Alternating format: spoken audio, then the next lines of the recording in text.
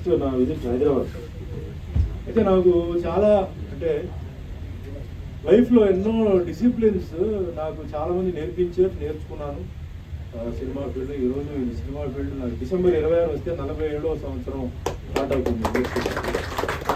ఎంతోమంది అంటే మనిషి మెంటాలిటీస్ చాలా డిఫరెంట్గా ఉంటాయి. ఒక్కొక్క మెంటాలిటీ డిఫరెంట్ బిహేవియర్, క్యారెక్టర్ అన్నీ జీర్ణించారు, అంతా అయిపోయింది.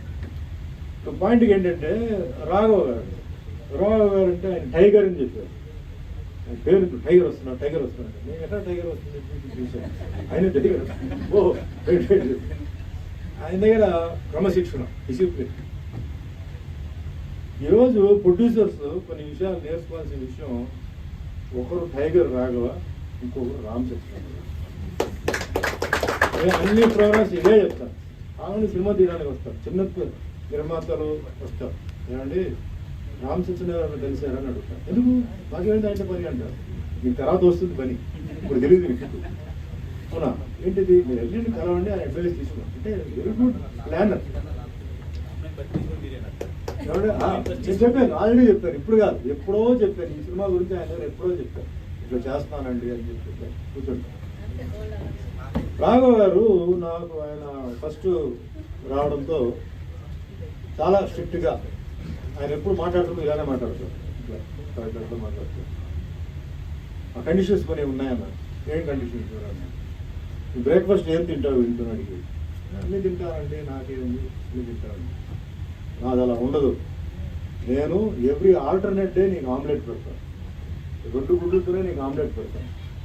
మిగిలిన రోజులు నీకు 2 ఇడ్లీ 2 వడ, మిగిలిన రోజులు దోశ పూరి. ఇవన్నీ ఎందుకు చెప్తా, ముందే చెప్తున్నాను విను అన్నారు. అడగబాక ఎక్స్ట్రా తర్వాత అడిగినా రాదు. తర్వాత నాన్ వెజ్ తింటానండి, నైట్లో నేను పెట్టను అన్నాడు. ఎందుకున్నాను, నైట్లో తింటే అరగదు, మార్నింగ్ మీకు షూటింగ్ తొందరగా నువ్వు లేవాలి చేయాలి అన్నాడు. ఓకే అండి, విషయం ఇవ్వకపోతే నేను బయటకు పోయి తింటాను మనసులో అనుకున్నాను. సరే ఓకే అండి అన్నాను. అట్లా పద్ధతిగా చెప్పి నేను ఎట్లా హోటల్ ఏదో పెడతాను, అక్కడే తింటాము అన్నాడు. సరే ఓకే అన్నాను. దాని తర్వాత ఫస్ట్ డే షూటింగ్ జరిగింది.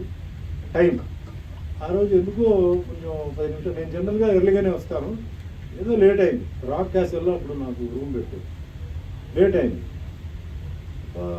లేట్గా వచ్చేసరికి 10 నిమిషాలకి టైం ఎంత అయింది అన్నాడు. టైం చూసి ఏదో 7:10 అన్నాడు. అది నాకు తెలుసు, 7:10 తెలుసు, చెప్పింది ఏంటి అన్నాడు.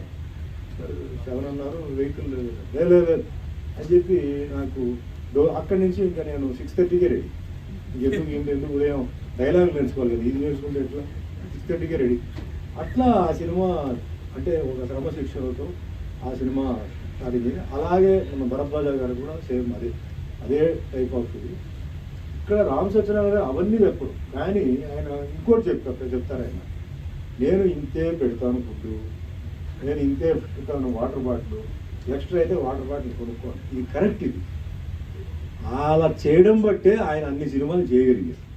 వాళ్ళు లెక్క వేసుకొని ఇష్టానికి రావడం, ఇష్టానికి పోవడం, పద్ధతి లేకుండా కూడా చాలా బేసిక్గా ఏంటంటే ఇది ప్రొడ్యూసర్స్కి చాలా ఇంపార్టెంట్.